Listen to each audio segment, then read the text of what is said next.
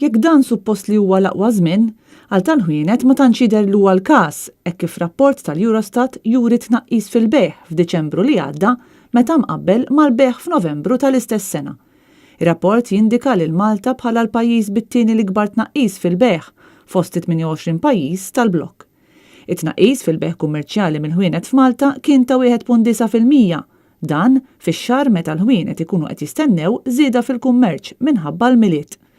Dawn is-sinjali ekonomiċi jridu jinqraw ukoll fid-dawl tal-fatt illi l-Maltin qed jiffaċċjaw diversi realtajiet, pagi li mhux ilaħqu sal-aħħar tax-xahar, kirjiet għoljin u żieda fl-għoli tal-ħajja, fatturi li qed jaffettwaw anke lin-nies fis-settur tal-gaming, kif spjega ftit tal-jemilu fil-programm Thank You Glenda Battista li hu espert tas-settur. Ħabba r-renta tal-barranin qegħdin jiżdiedu r-renti sewwa.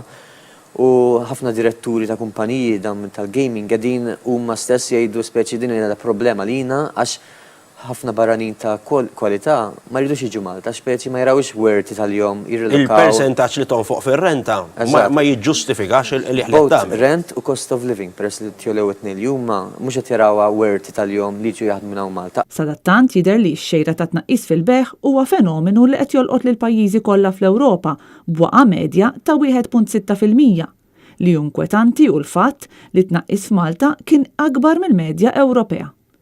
Ekonomisti qed jindikaw li dan jista' jkun il-bidu ta' riċessjoni oħra fil-kontinent, dan anke fid-dawl tal-fatt li l-Ġermanja li hija kkunsidrata forza ekonomika fil-blokk kellha li żar tkabbir fl-ekonomija tagħha għal dawn l-aħħar snin, filwaqt li l-Italja daħlet uffiċjalment f'riċessjoni.